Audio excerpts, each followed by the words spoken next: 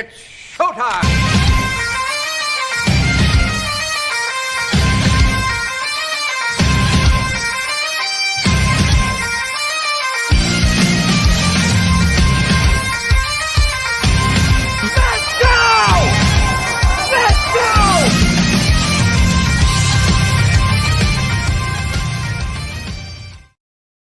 Yo, what is going on, Patriots Nation? It is your full-time scientist, fuller-time sports fan, Soor Vora, here with my guy, the father of Patriots Nation, Aiden Hauser. How's it going, Aiden? Been better, man. This was a rough game to watch. Yeah. It's tough. It's tough just to be in that situation, to kind of taste I was ready to celebrate winning the division. I really thought we had that in our hands. So it's tough to see. Tough blow for the Patriots for sure. They still have it all in front of them, and there is a part of me that thinks that they needed to get a punch in the mouth. I was hoping that would come in the form of like a close win, because they do need to be battle tested. Mm-hmm. I just wish they had survived the battle that they were tested in, and if we had lost 35-31 in kind of a wall-to-wall close game, that's one thing. I think the fact that we blew a lead, such a big lead, was tough. And honestly, we haven't had these kinds of leads very often. We've been playing teams very close. So it was unfamiliar territory, and we didn't handle it well. Yeah. Like you said, if it was a bit of a shootout, I'd be a little more okay. Granted, we did lose to a good team, barely, so I'm not super upset. But yeah, us being up 24-7 at the half and losing that game is pretty tough. Yeah. So I'm gonna have you start with this. Where do you think the game was lost? Like what was kind of the signature moment? Where did the tide turn? I'm gonna say the signature moment was just, as far as I could tell, it was right at the start of the second half. I believe there was a big kickoff return, but I saw an interesting stat. I think when it comes to first half point differential, we're third in the league. So we score a lot in the first half, and the Bills are first in the second half. Yeah. And when it came to the second half, we did our signature, just slow things down. Let's take our foot off the gas pedal, and Buffalo just started to heat up. And I don't know if there's one specific play that I can think of, as much as just a string of big plays the Bills kept doing that eventually just led to 4 straight touchdown drives. Yeah, I agree. I think it was also, I think it was 5 straight touchdown drives. Oh no, one of them. I was saying in the second half. Oh yes. Yeah, I think the tide started turning as soon as we went up by 21. They immediately get a short field because Schooler has a face mask on their kickoff return. So we did all that work to go up by 21, and then they get set up at the Patriots 42. And then I think we responded well to score, and I do think about what if we had another 30 seconds, because it looked like we were about to score. But then, right after the halftime, it was time to set the tone. It was time to establish ourselves, and instead we again give them a short field. Ray Davis had a great return, but we also didn't cover very well. And then James Cook immediately has a big run.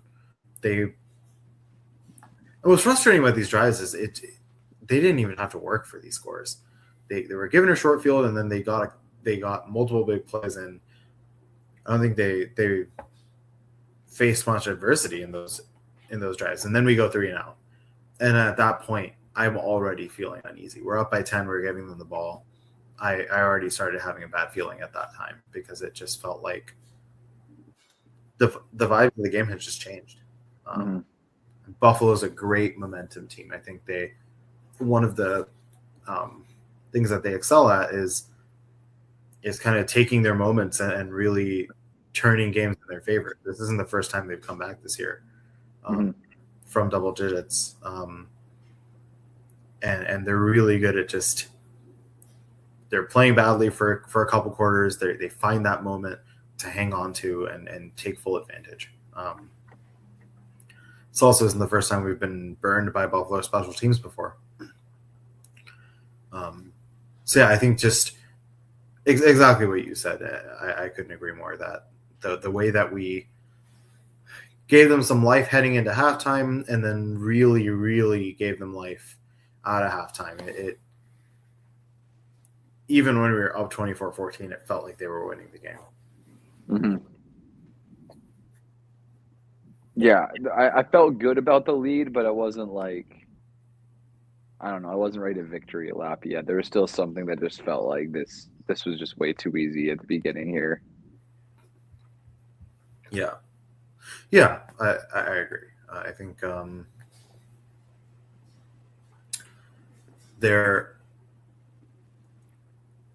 they really could have taken the game by the horns if they had just answered back at the beginning of the third. But once they didn't, I think it was just at that point they had scored on 2 straight drives. We had failed to score touchdowns on 2 straight drives, and all the momentum was in their direction. And they're just such a tough team to stop when they're on a roll.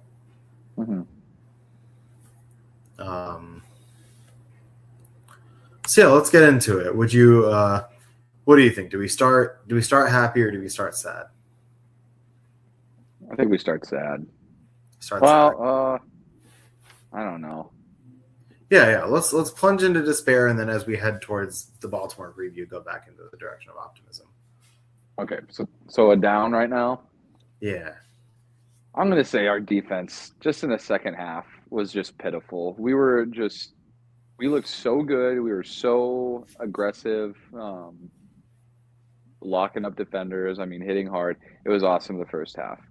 And the second half, it seemed like our special teams defense just kind of fell apart.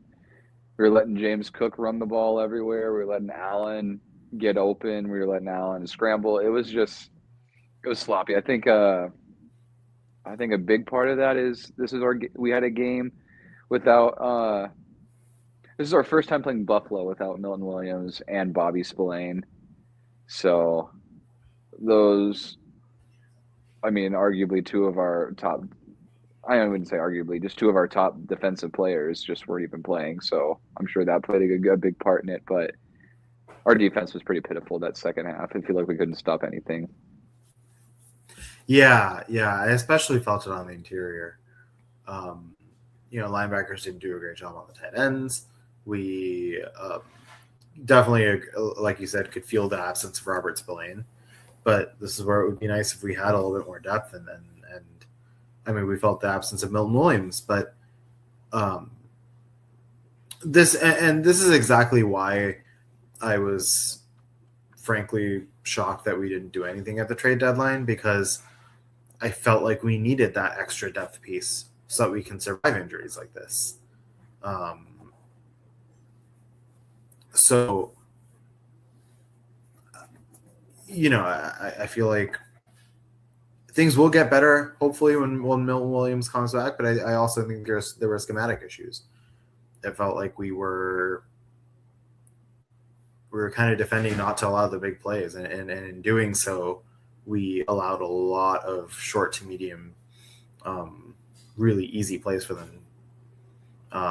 The run defense, which had been a big strength for the first 9 weeks or so against some really good running backs, all of a sudden has really been suffering. And of course, a lot of that is Milton Williams, but not everything goes on one player. Mm-hmm. But especially considering that we did a really admirable job against this Bills team and their rushing attack last time, it was frustrating to see us not follow it up with a similar effort. And yeah, you can't allow 5 touchdowns in 5 drives. It's just, no matter who you're playing, it just felt like the defense couldn't get off the field, and they had their chances. They had the Bills in many third down situations. The Bills just capitalized every time.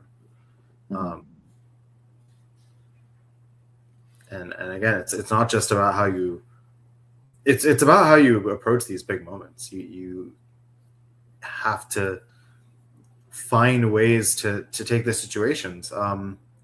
My first down, it's going to be defensive, and it's going to be just a little bit more specific. The red zone defense. It has been a huge issue all year, and it especially cropped up today. Or sorry, not today, but in that game. I'm pretty sure, and I don't even think it's close anymore, pretty sure we're the worst unit in the NFL in terms of red zone defense. And it's just one of those things where we used to have this big bend but not break ability to kind of find ways to get off the field in these critical situations. But it just seems like every time teams get close to scoring, we just don't know what to do on defense. And part of it's execution, part of it's scheme.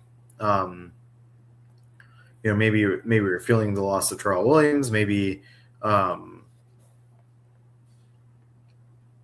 it's something Vrabel just needs to take a look at the tape and figure out what's going on. But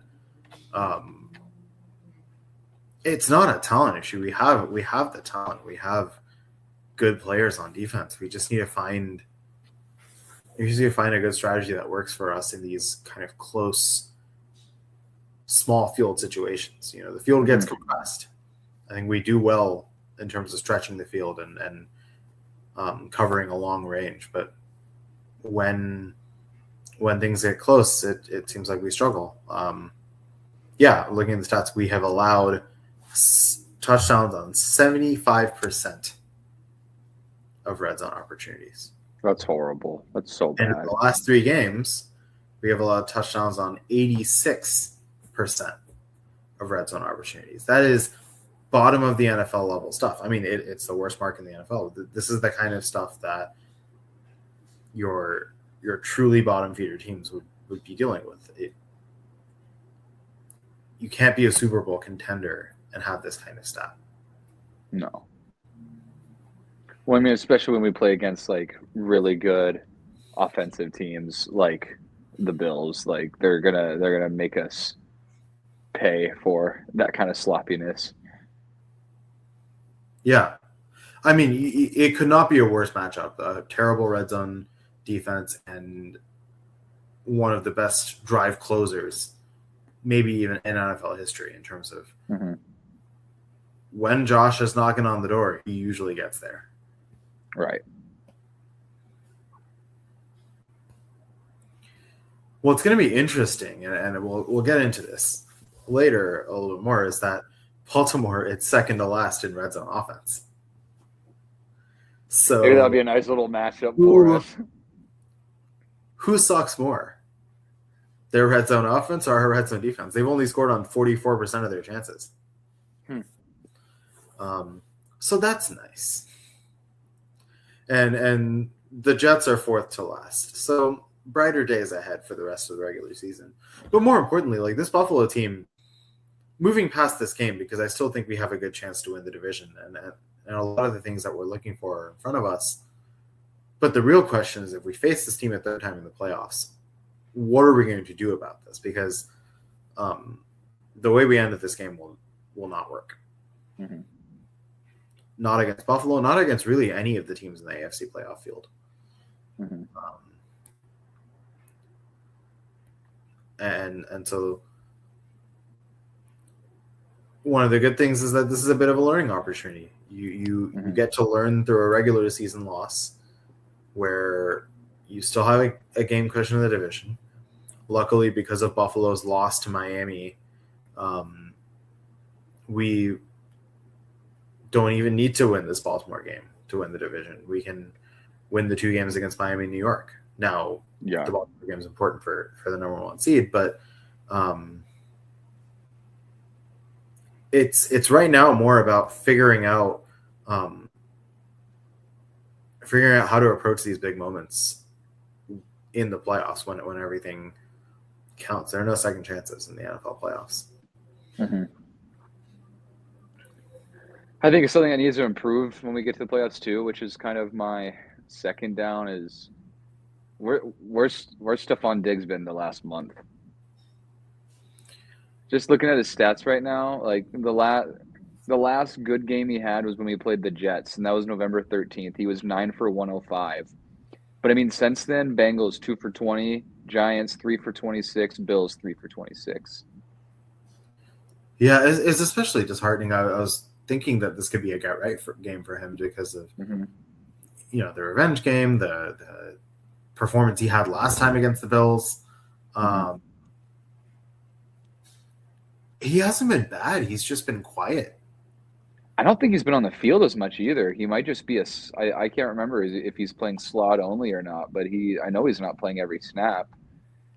But still, you would like to get him five catches a game at least. Just get him involved. We know he still can make big plays. I just don't know why he doesn't get the ball more. He was only targeted 4 times. It's not like he's dropping passes. It's not like he's making mistakes. He's just, I don't know if it's a lack of aggression on his routes. I mean, it's a lack of reps as well. Some of this is probably on McDaniels as well. Like you have a number 1 receiver. You have to find. He's done a good job carving out rules for a lot of people on this team. But I think one of the things he's maybe not used to is having a number 1 weapon. I mean, New England often did the wide receiver by committee thing, and that worked when you had the greatest quarterback of all time. But when you have a promising quarterback who's still in his second year, you really got to make use of that top weapon, both in terms of being a decoy for the others and for carving his own role. I've been complimenting the fact that Diggs had been kind of paving the way for others on the team to flourish. But if he continues to be this quiet, defenses are going to stop worrying about him and start focusing on the others. I think you saw a little bit of that. The Buffalo didn't look scared of Diggs the way that they clearly were in the first matchup. And I mean, he, from what I watched, like he's running clean routes. He's catching most of the balls that come his way. I think it's just a question of part of it might just be a bit of a loss of speed, but I also just think he can be a little bit more aggressive. But I think play calling is definitely one of the things here. Especially, I don't know. I'm not just saying, man, I wish he's just elite. Like, I never thought he would be just because he's old, coming off of injury. But I was hoping for a little him being our clear top guy to some extent in a pretty pedestrian room.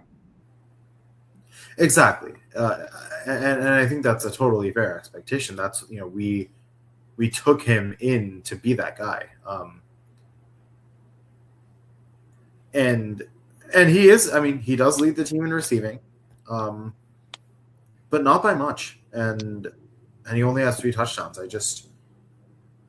think that's also part of the thing. It's he's solid. He consistently makes he consistently gets the short to mid range plays, but we know what he can be in terms of being a big play threat and really taking over games. And it's been a while since I've seen a Stephon Diggs game.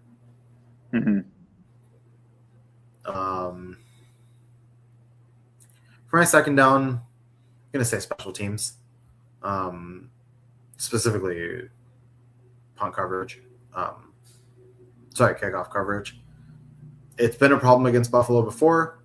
I mean, I still remember that game where, what was it, 2 Naeem Hines touchdowns? Yeah, touchdowns. That was disgusting. And at the time I was like, all right, this is just an act of God because of what happened to DeMar. That's whatever.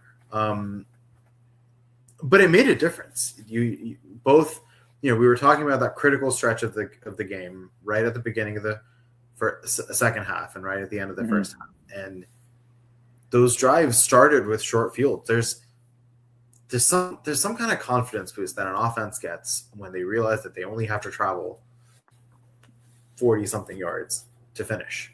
You come in with a different mentality. You know that you feel like you have some margin for error. You feel like you don't have to work as hard. Those short fields made the comeback realistic in a way that it wouldn't have been had they had to start from their own 20, their own 30. Not only were we allowing big returns, we had penalties. I think we had. There was the hold on Marte Mapu during our own kickoff return, which, to be perfectly honest, don't think that was a hold, but I can't be objective about that. So, but that kickoff return was a chance for us to get back in the game, and we nullified it with a penalty, and we accentuated one of their kickoff returns with a penalty. We found ways to let them back into the game with our special teams. So it's something that needs a lot of work. It's going to be critical for the postseason. I think. Not everything is suffering on special teams. Borregales played a good game. Behringer did a decent job with his punts. So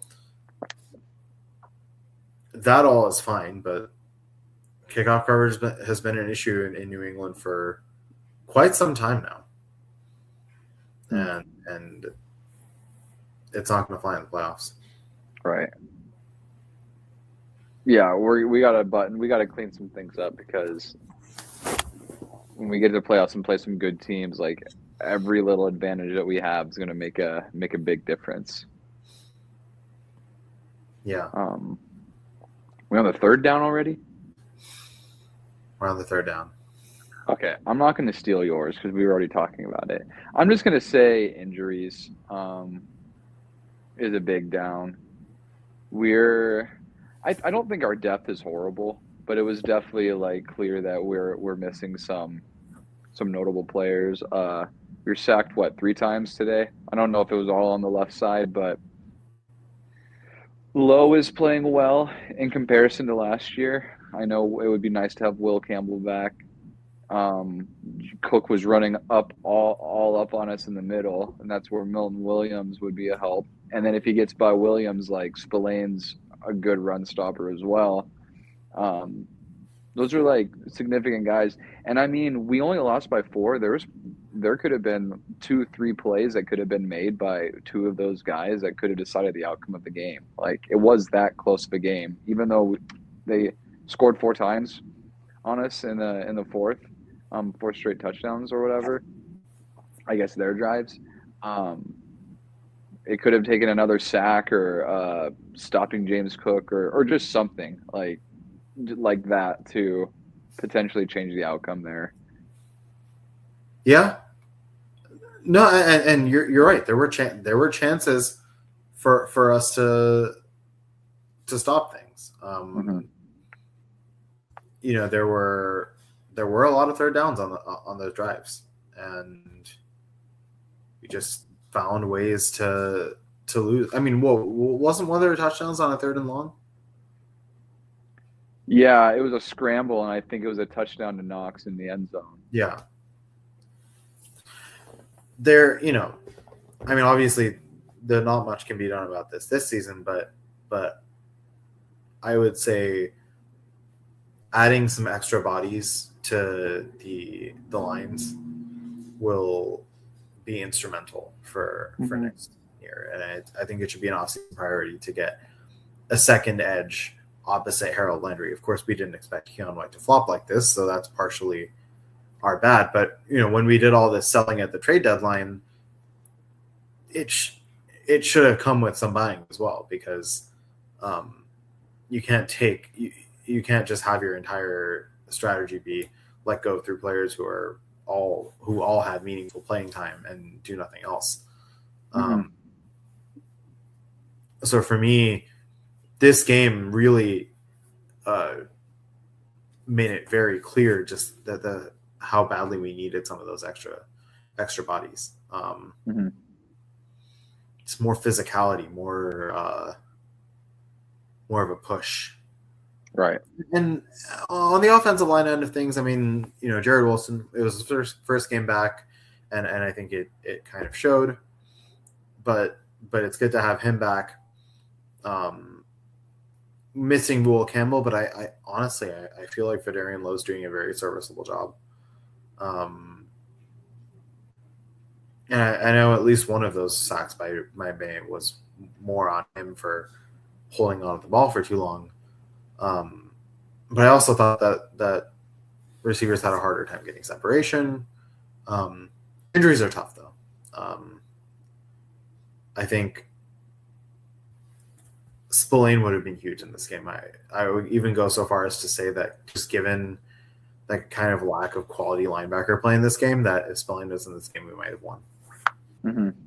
One great play by Spillane, one good run stop by Milton Williams. That, as you said, that really could have been all we needed. Yeah, my third down. I think I'm gonna quickly toss in another one and just say that just another quiet game from Gonzo, where I just didn't really see much in terms of amazing plays. He had a nice little pass deflection, but it's more mediocre football from a player that I have all pro expectations from. Right. But another player that I have NBA MVP expectations from. This is not a good game for Drake May, especially in the second half. And I'll give him a mulligan, but this is the last one I'll give him, because that was an atrocious second half. It wasn't just receivers not getting open. He was misfiring on many throws. Even some of the ones that were caught, like some of the really great Mac Hollins catches, were overthrown. There were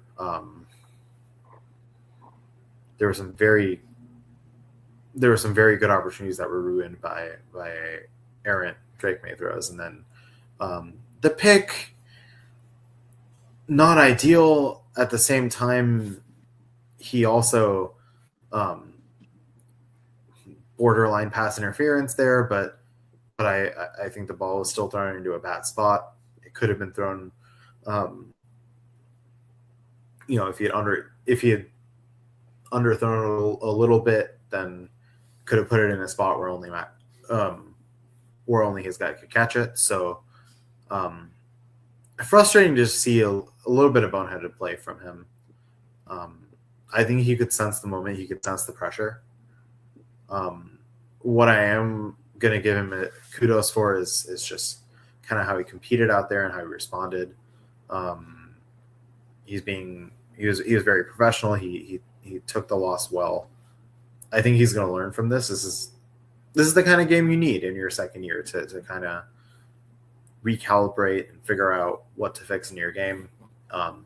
Love that he ran with Travion on his big touchdown run to try to make a block. These are the things you love about his demeanor, but the actual football was of a lower caliber, especially in the second half. There were he had quite a few chances to ice the game and really take the momentum back, and failed to do so. Especially frustrating because the running backs actually did a really admirable job. I also think some of the play calling didn't make sense. He had success with design quarterback runs in the first half, and then they were nowhere to be found in the second half for some reason. Mm-hmm. Yeah. And honestly, that was kind of a theme throughout the game of something's working for you. And I almost want to put like everybody on the staff in my down right now, because you had defensive strategies that worked for you. You played aggressive, close defense,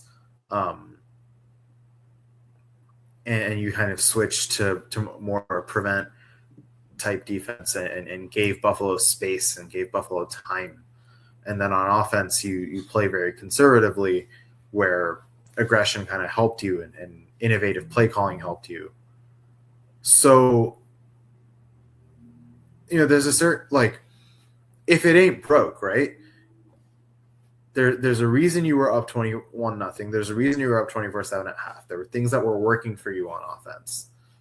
Looks that you were giving Buffalo that they were having difficulty dealing with. And same goes with defense. And you kind of deviate from that formula, it makes no sense. We can talk about personnel all we want, but this same group of players was up 21-0. Mm-hmm. Yeah. I think I don't know. I think Drake's gonna, like you said, respond well. I think this is a good game for him to realize, I've been playing well. There's a lot more for me to learn. Also got to remember, I mean, it's only his second year. He doesn't really have that many, I guess, games under his belt, just to kind of go off what you were saying. But yeah, it was, there was a lot of disappointing in this game that it kind of makes me not a little nervous about the playoffs, just because we were so hot for so long. But maybe this loss will help reignite some, I don't know, a fire or something. I don't know. Yeah, I honestly, like, and this feels crazy to say, I didn't like the idea of us going into the postseason 15-2. Yeah. It felt wrong, just given how some of those games went, for us to not lose any of them. Mm-hmm. But I would rather trade this loss in for the Falcons game or something. Again, for me, it's the fact that we were up by 21, and these are situations that you comebacks are very much a thing in the playoffs. You see them more than ever these days. I mean, we should know all about that. We had the biggest comeback in playoff history, but you're going to continually face teams that will take a deficit like this and not be disheartened and be competing because they're on their last legs. If you had told me we were going to be 11-3 after 14, even with the schedule, I would not have believed you. And so we can lament this, but at the same time, like, realize that we're still in a good position. And it was one of those things that with the schedule, I was like, we're not going to have that many battles. We're not going to be battle tested. I think this was a great game in terms of being able to encounter all those situations. You have a big lead. You have to figure out how to defend it. You have some ebb and flow games to you try to 2-minute drill, like all the scenarios that we would have loved for, like, this was like a perfect playoff practice, but it went horribly. And if we can use this game and figure out the better ways to make halftime adjustments, better ways to encounter a 2-minute drill, honestly, a lot of the stuff that went well for us in the first Buffalo game, and just try to figure out what works and what doesn't work in these big moments against these really good teams. You don't have a lot of practice against really good teams. Luckily, we'll have more practice against playoff caliber teams next week. But then after that, it's two teams that have already been eliminated. So I think in a way that the fact that we'll be able to have a little bit of a fire underneath us, if you had told me we were splitting the season series against Buffalo, I'd be very happy. I would have expected it to be the other way around, that where we lost at Buffalo and won at home, but the NFL's an unpredictable league. What do we know? Yeah, that we're. I mean, you're talking to the guy that thought Parker Romo should have won the kicker job. So, but yeah, I think this was in the long run, probably a good thing for the Patriots to have experienced. Mm-hmm. It's tough that it came in a game where we had an opportunity for the hats and T-shirts to be brought out, so to speak. And I still think we're going to clinch the division. But it would have been nice to do so against the team that took it away from us for 5 years. Mm-hmm. Yeah. Cool. We've been doing a lot of negative talk because we did lose, but let's move back in the other direction. We only lost by 4, so there were some good things going on in this game. My first up, can I go, or do you want to go? Oh, yeah, go for it. Travion Henderson, man, yes. He's the real deal. I'm so excited we got him, and it's so nice to have a player where he can turn a dead play into a house call. Just that run to the right, there's no room, just flipped over to the left, and he's just so fast no one can catch him. He's awesome. I think he has really good field vision. I think really the only knock we can get on him is he's just small and he just can't really break tackles. But once he's got open space, see ya. It's going to be a long run at the very least, and most likely a touchdown. So I mean, another game with 2 50-yard touchdowns was pretty incredible. Yeah. So it's just awesome to see him do that and keep the game close when Drake isn't playing well. I would like him to be more involved in the passing game, but I think it's just a matter of time before that kind of happens. Yeah. I think he was outstanding. I mean, this reminded me a lot of the Bucs game, as you said. I think part of that also goes on the play calling. I think we're realizing that his strength is not the interior. He's not the biggest guy. He's not the strongest guy. He's just a whirlwind of speed. So give him space. Because once he gets a little bit of space to accelerate, you're not catching him. Mm-hmm. He's uncatchable pretty much. It's weird to say that he's the fastest running back I can remember because technically Pierre Strong was faster, but in terms of how he uses his speed and how he intelligently creates plays with his speed, best running back. The fastest running back I can remember. Oh yeah, I mean, because we've utilized the big back of LeGarrette Blount, Stephen Ridley. I mean, even Steven Jackson for a few games. Yeah. And then we'd have our shifty pass catchers and Shane Vereen, James White. James White, Danny Wood. I mean, Danny Woodhead was pretty fast. John Lewis. But those guys, I think, were more shifty than they were straight line speed. I don't remember the last time we've had a straight line speed guy like this, and it's awesome. Within 10 yards of him by the end of those runs. Yeah, I think Drake May was the only person who got close to catching up to him on that run. Yeah, I don't know if you saw May running down the field in that. I did. He was almost catching up to Henderson. He was cruising. He's so fast. But yeah, But when you have speed doesn't always equate skill, but his speed is something else, but he also has the vision and ability to make use of it. So I'm really excited just to kind of see what he turns into. I mean, he's our leading rusher. I think his biggest limitation right now is not his running ability; it's the offensive line. His run blocking ability, which is why I think the team has kind of shifted to calling plays for him on the outside. And you've got another great running back in Ramondre who's able to muscle a little bit more and run through contact better than Henderson can. So take each running back, use their strengths, and call plays accordingly. So I think that was well done. Mondre also had a decent game. And he got more of your traditional runs on the inside and did a good job there.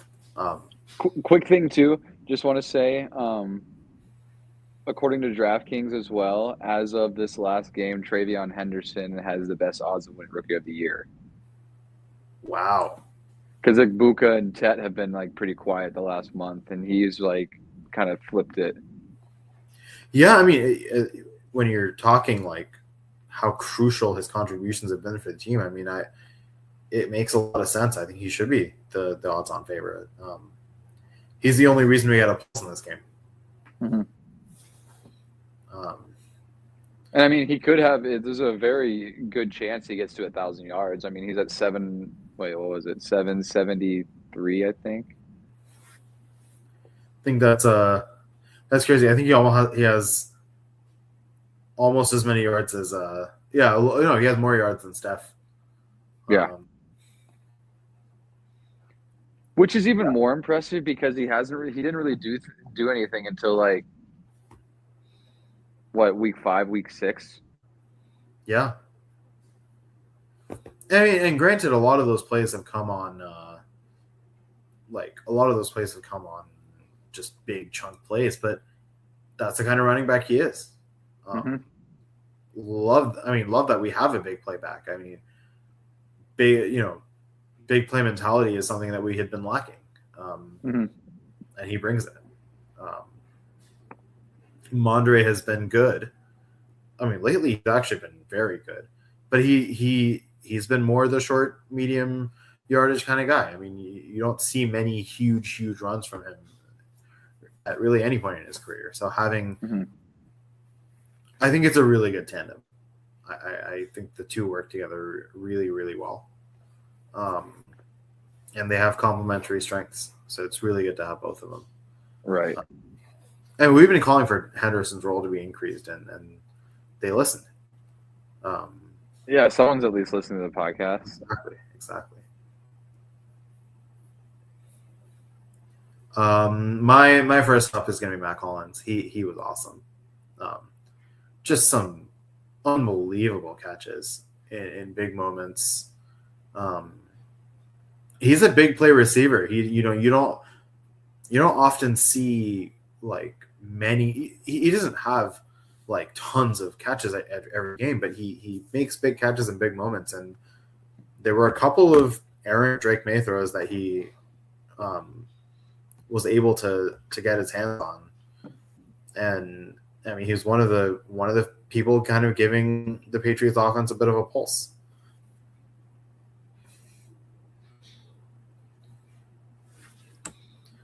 Have we lost Aiden? Sorry, hold on a second.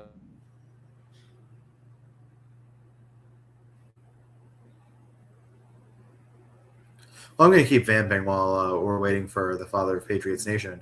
No, I think Matt Collins has been one of the really underrated ads of this offseason. I had initially been disappointed when we added him. Like, really, this is how we're addressing the receiver issue.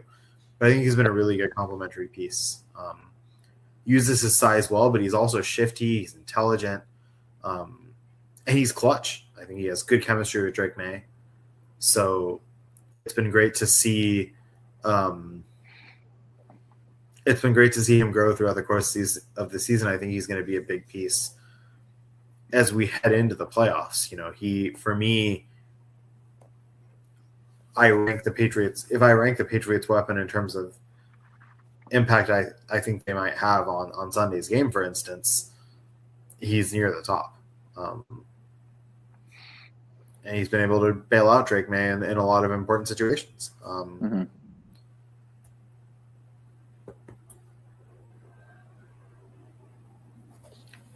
Well, what you got for your second up?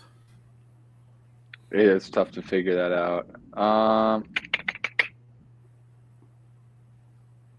Okay, I'll just say it was refreshing. Like, Drake had a rough game stats wise, but it was good seeing him scramble more and use his legs more than the previous few games. I mean, having 2 rushing touchdowns is like, that's big.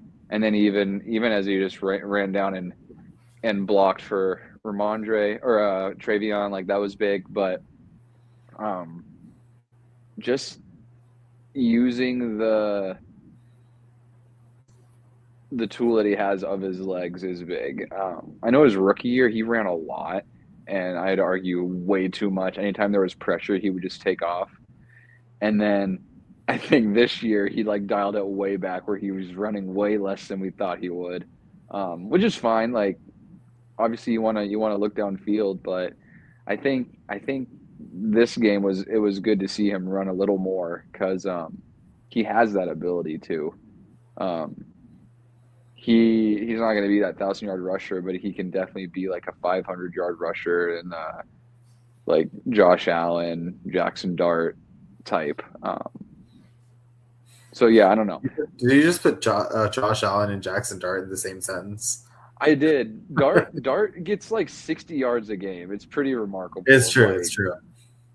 When he's actually running the ball, like I don't know. I think he's going to be a good running quarterback. Yeah. And I'm just trying to say guys who are like scramblers, not necessarily like dual threat. I wouldn't say they're quite dual threat because you're not like a Lamar or Jaden who are getting 1,000 on the ground too. But I mean, Mahomes is kind of in that list, right? Like they don't call him any plays for him, but he is very much a scrambler. He can deliver out of the pocket. Yeah, I'd put him like I don't think he gets quite as much as Allen. He's probably more like a 300-yarder if I remember correctly, 3 or 4. But I know Allen has got like 500. Yeah, I think for Mahomes it's more he uses his scrambling ability to create passing lanes more so than for actual design runs. And you know, great players find ways to contribute when their primary weapon isn't working, right? And so, I'm sure Drake May could sense that his things weren't working with his arm, and they kind of made an adjustment and lean more on the run.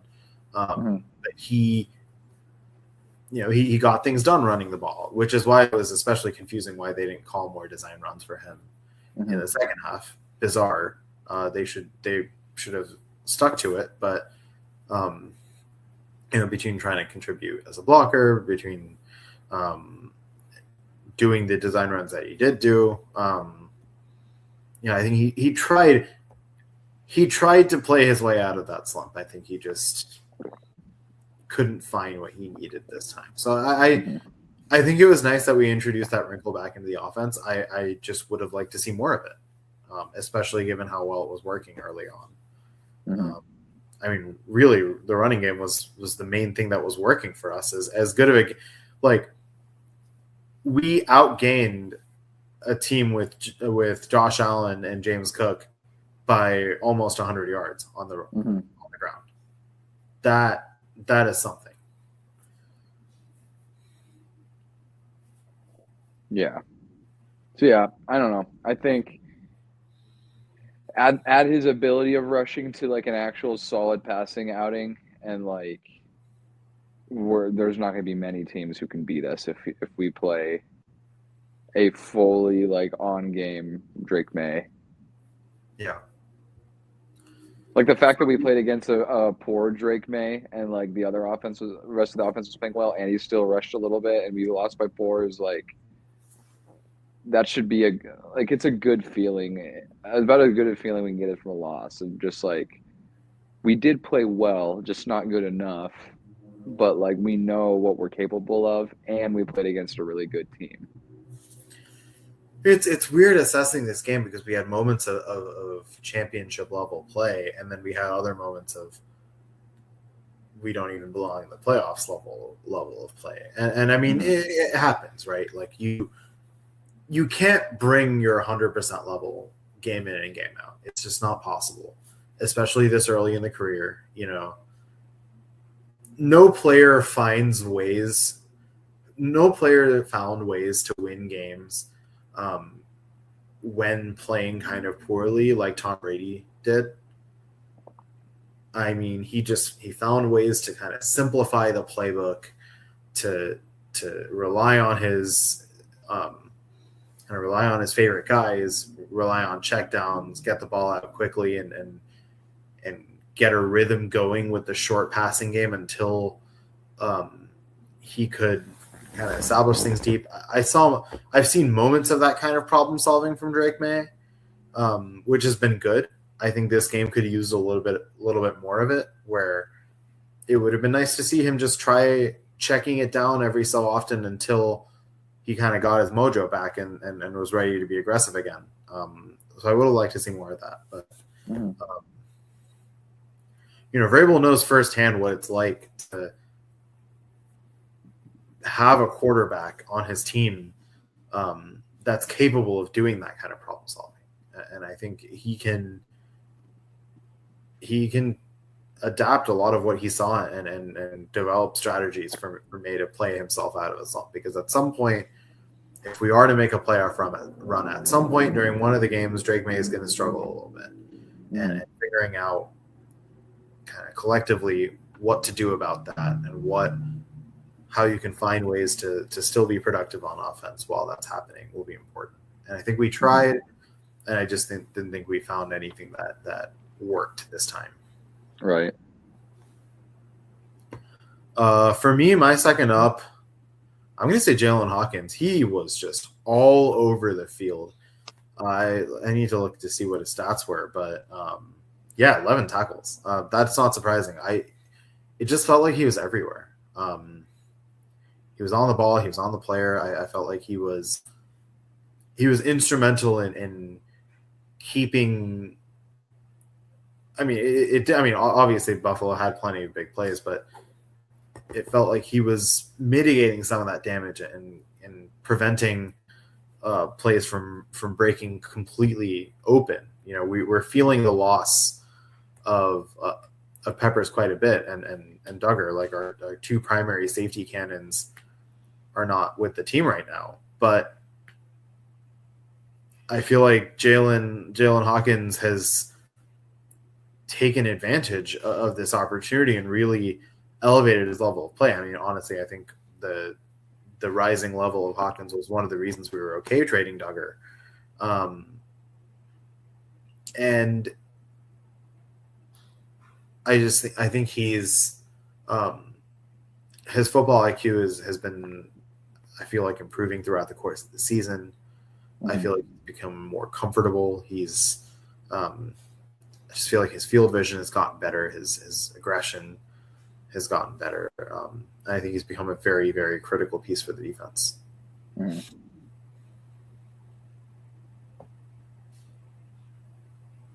Yeah, he's been a surprise. It's kind of funny how it's just like we were so, I don't know. I was so bummed that we were like, really, we're gonna get rid of Kyle Duggar, we get rid of Jabril Peppers. Like, what are we doing? And then him and Woodson have been like awesome. That honestly, you just forget at times that we had Peppers and Duggar last year. And like, I don't know. This is like it's kind of cool how this is like, these are young dudes who are kind of just like, weren't really these superstar players, weren't drafted that way. And like, they could be here a long time in hopefully a McCourty and Chung type of way. Yeah, that was the hallmark of Belichick's Patriots in our prime, where we took players that weren't the most freakishly talented of people and let them kind of find their niche in our defense and really establish themselves and play significant roles. I mean, this isn't the first game where he's really taken the bull by the horns and done a great job. This, I think, has probably been his best game of the season, but I think he's been steadily improving his level of play.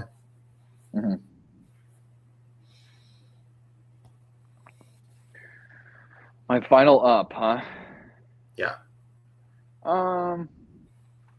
Okay, I know they got 2 touchdowns, or Dawson Knox did, but I'm going to say seems to be the first game where we actually kind of held the tight ends in check.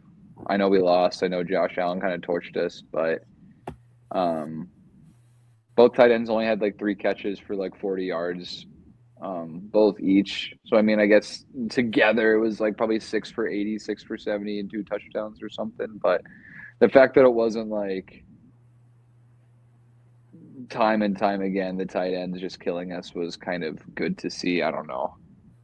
I feel Yeah, like I'm kind of just looking around for another up to throw in there at this point. no, I think that's fair. That's a fair up because I was worried after the first game that Dalton Kincaid and Dawson Knox were going to go nuts on us, especially after how they played last week. I think we did a pretty good job. Obviously, there were moments where I was like, "Oh, Spillane probably could have broken up this pass." I mean, that second touchdown to Dawson Knox was also just gorgeous. Like you have to appreciate greatness when you see it.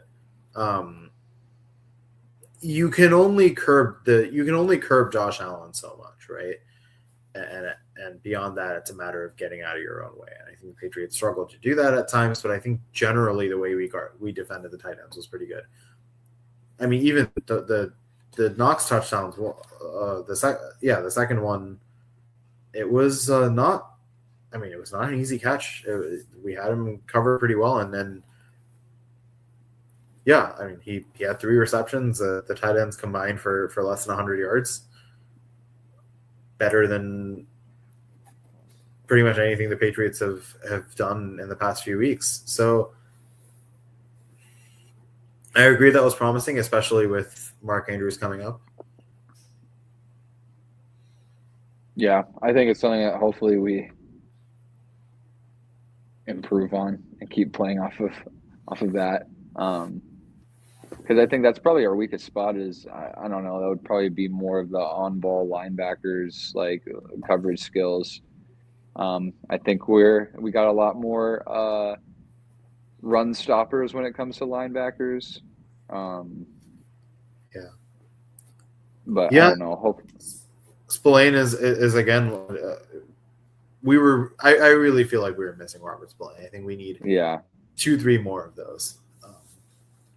This is a season where you look back at who you had and you could really use a Juwan Bentley kind of player, or like a Jamie Collins, someone who played that kind of role where Brandon Spikes, yeah.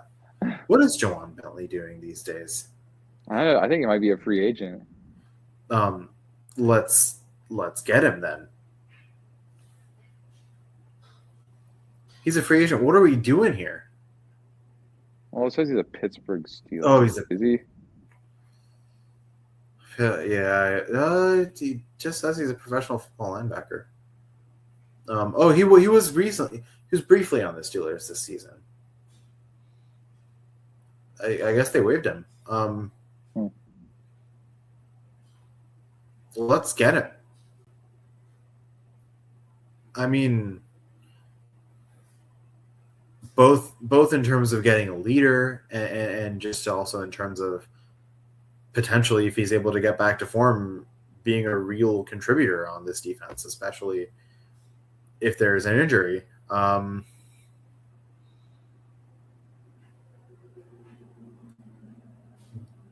mean, now this is led in a completely different direction. Now I just really want Juwan Bentley on the team. Come back home. Yeah, you should just show up to practice, and the rest will come from there.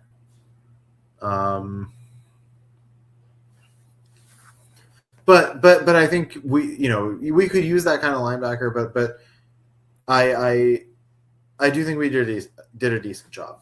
I don't know if Spillane's coming back this week. I think it would be nice. Mm-hmm. We need our Voldemort back.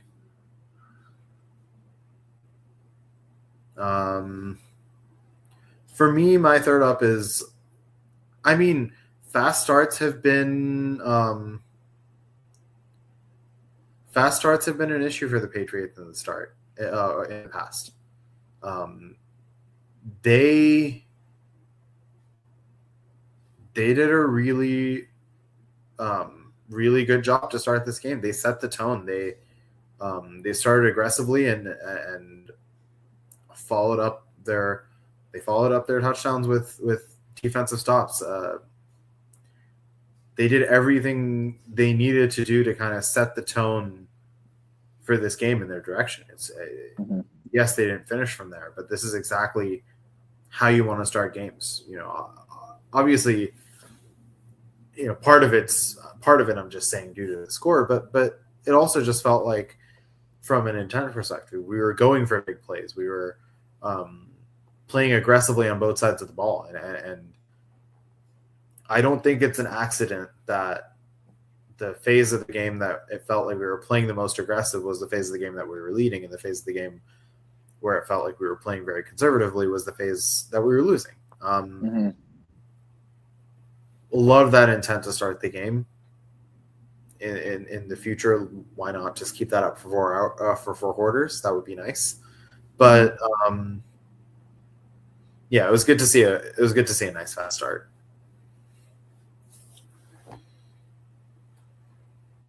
And of course, the one game where we have a good start, we don't have a good ending.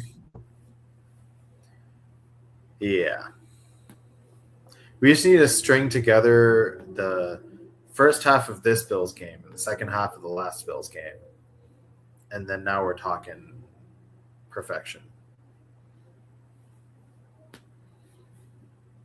But I think it's going to be important to get a fast start going against Baltimore as well.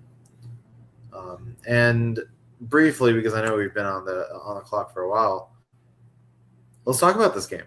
What are we dealing with here in Baltimore? It's an away game, right?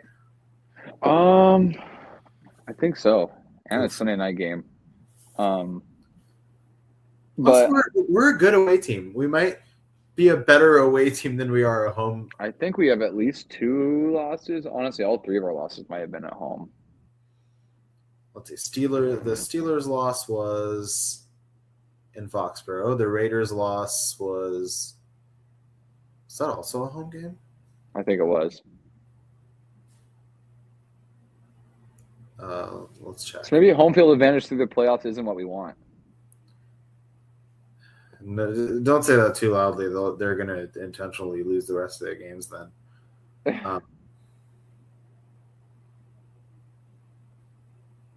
Yeah, all 3 losses were in Foxborough. Yeah. I mean, yeah, we won at Highmark Stadium. We won at Raymond James Stadium. There is no reason that we can't win at M&T Bank Stadium? ? That's my guess. I can't remember. All the names have changed. But yeah, I don't know. It's nice. The Ravens are a weird team. Like, are they good? Are they not? They have Lamar, who hasn't been playing well. They have Derrick Henry, who's like quietly like good sometimes. Their defense has been a little bit better, but I don't know. I think they're pretty similar in the sense of Buffalo, of like they have a superstar quarterback, a really good running back, and then like valuable receiver pieces who like kind of any one of them could have their big game. I would even kind of throw Andrews in on that because I think he's kind of been it's clear that he's slowed down and has lost a step. So they have like good role players who can kind of pop off when needed at random times. So I think a big thing is going to be just getting to Lamar, stopping the run, and force them to pass the ball down the field. I know their defense at the beginning of the year was pretty bad. I don't know. I haven't paid enough attention to know how they've improved. I know their secondary is pretty rough. But I think really the only guys that really got to be watching out for, as far as I remember, is Kyle Hamilton, and I think Roquan. Yeah, I was gonna say I think Roquan Smith is probably the biggest threat on their defense for us, and I mean he's a very versatile, explosive linebacker, opportunistic, makes big plays. I think he's gonna be a lot to reckon with.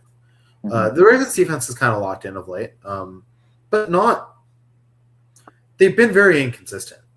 I think a lot of that is like they got some young guys with like Malachi Starks. I think is either a rookie in his second year. I had another guy at the top of my head. I can't remember his name though. They have a They got like explosive defense, but I think it's a young defense, as you've said, and a little bit inexperienced, a little bit raw. But they definitely have capabilities to make big plays at the right times. mm-hmm. Yeah, they also got Nate Wiggins is there, and then I didn't realize that Chidobe Awuzie is there as well. Yeah, he is. He's been a bit quiet of late, but we all know what he's capable of doing. I think it's weird to. I feel like I don't fear the Ravens offense as much as I should, but we all know what these players can be at their best. We all know what Lamar can do. I think his running ability is going to be a problem for us, as running quarterbacks have just been in general for us. But I also don't, in terms of at least his current form, I don't think he's on the level of the way that Josh Allen was playing this season. And to be perfectly honest, I don't think he's on the level of how Drake May has been playing this season.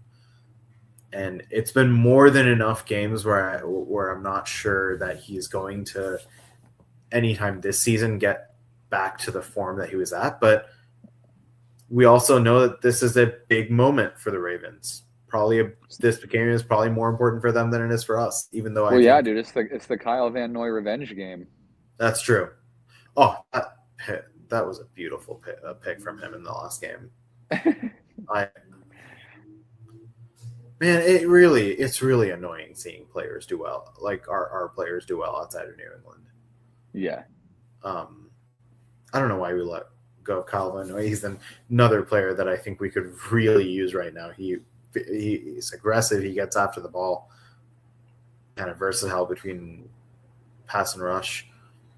Can we just kidnap him and take him back, please? Yeah, I don't see why not. Yeah, just like I'm sure he misses us. And we miss him too. So, come home. But I think, again, he's another threat. He's got a lot of experience. He's kind of that veteran presence in that line. Obviously, I think their secondary is talented, but Rob, Marlon Humphrey obviously has Humphrey and Awuzie. Like they've got a lot of good players, but I feel like they've kind of alternated who's clicking at any given time. Mm-hmm. Is what I've kind of observed. It just feels like they don't have consistency. But that linebacker duo of Smith and Buchanan is going to be a problem.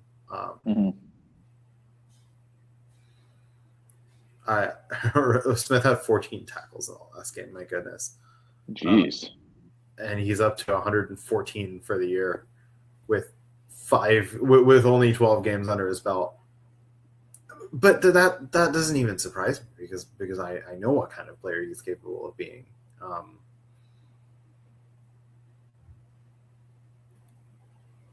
So it's getting interesting. I feel like a lot of this depends on which version of the Ravens comes out.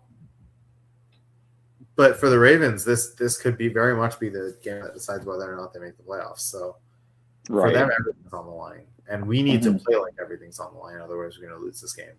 And I think psychologically, there's a lot on the line. You don't want to, this close to the playoffs, be on a 2-game skid, especially like looking at, let's not forget that when we last made the playoffs in 2021, that we at one point had the number 1 seed and lost most of our remaining schedule and kind of came into the playoffs limping and got destroyed.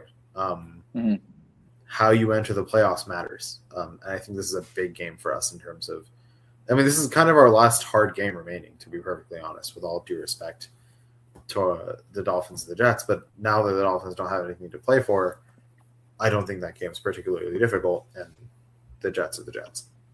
I don't think I have to show my work on that.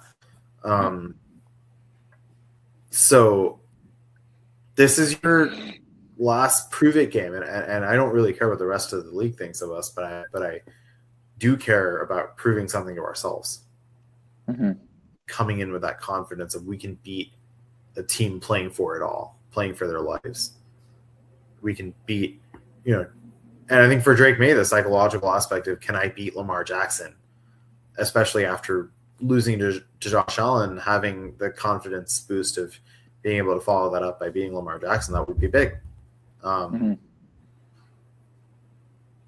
This has the potential to be a get-right game for us, but if it goes wrongly, this has the potential to lead to a skid. So I think it's really important for us to set the tone early like we did, and really, more than anything, keep the aggression that we had in the Giants game in the first half of this game, and don't make stupid mistakes. How do you think this one goes? Well, we just lost, man, so we have to win this one, right?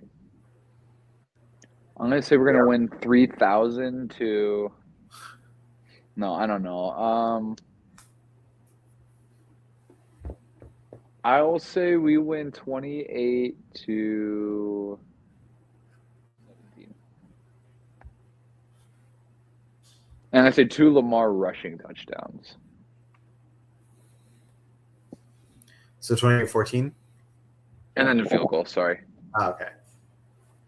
Interesting, because my prediction was 28-13. Yeah.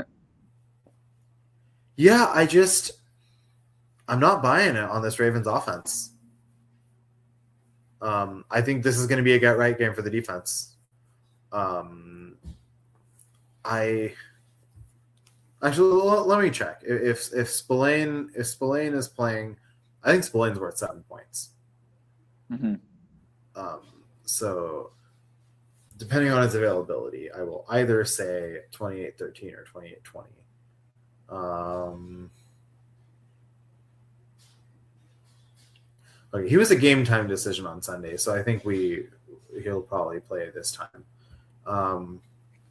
He was active but didn't play, so I'm gonna go 28-13. Tonga will be on his second game back, so I'll have some more time. I also we went back to Jack Westover as our fullback, and maybe it was because Tonga was coming back from injury, but it's very clear which of those two has been the better fullback for us. Tonga is a beast, and I feel like he's opened up running lanes when they're not there. So we should. He's just so big. I know. Having Westover didn't really change anything for us the way that Tonga does. But having him back, having Spillane back, I also just think having learned a lot from this game, I think we come back firing. I think the Patriots are better than almost any team in the NFL in terms of how they've responded from adversity this year. I mean, they have yet to lose after a loss, and the last time they lost, they won 10 straight. So this time we should also win 10 straight, and if we do that, we'll be champions. Yeah. But I think we set the tone early. We absorb a little bit of resistance from the Ravens. I think the key, yes, the Ravens won 24-0, but we were talking offline. It wasn't a particularly impressive game from them. They let the Bengals make mistakes, and they will be more than happy to take advantage if we choose to make mistakes as well. So I think the key will be to play a clean game. I'm manifesting a turnover-free game from May. He's had quite a few of them this season. I think he's learned a lot. He's already learned a lot from this game. So I expect to have another turnover-free game in this one. And I think the Patriots go into Baltimore and make a statement. And hopefully the Broncos lose, because this is really getting annoying. Right. Do you know who Denver plays this week? I do not. Let's look. Wait, the Chiefs. There's a part of me that's starting to give up on the idea of the number 1 seed, because we need Denver to lose twice, and the Chiefs are no longer going to be a hard game for them. But they play Jacksonville, who's good, and they play the Chargers, who's good. So yeah, but they beat the Packers, who are also good. I don't know. Good teams beat other good teams sometimes. That's true. Just like What happened last Sunday.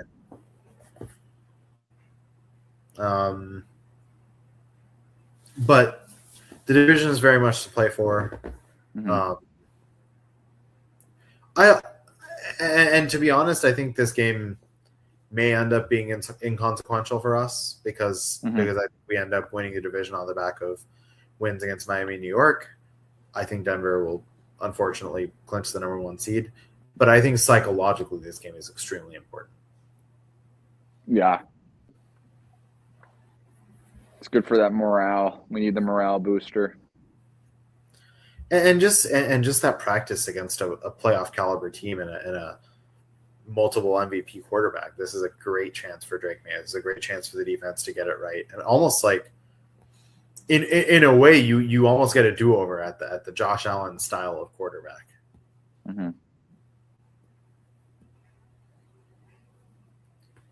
I think every team should get one redo. We should get to rewind to halftime and give the second half another try.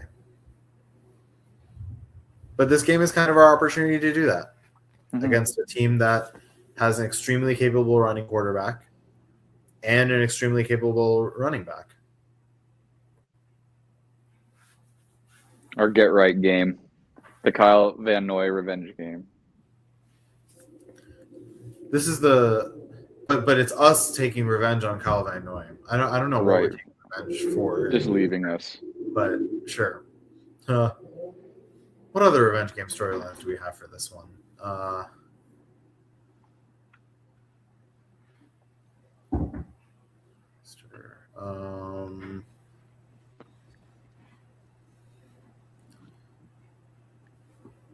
Yeah. As far as players, currently, I don't think we have any other than Kyle Van Noy. Well, I guess we'll have to make do.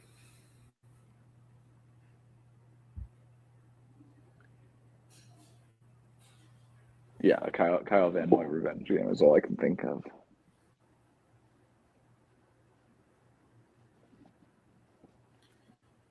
Well, we'll be breaking down everything next week. Hopefully, talking about a 12-3 Patriots team that's knocking on the door of an AFC East championship, and maybe back in the picture of the number 1 seed. Go Jags! There's a non-zero chance. I mean, yeah, I think there's more than a non-zero chance because if we win this game and Jacksonville can find a way, our next 2 games are Miami and New York, and so we just need we either need Gardner Minshew to go nuts, or we need the Chargers to play well. Mm-hmm. It's not impossible. Not impossible. It's kind of been the motto of the season. Everything's felt. What we're doing right now has felt impossible up to this point. So there's no reason to start doubting us now. We'll see you next week, Patriots Nation.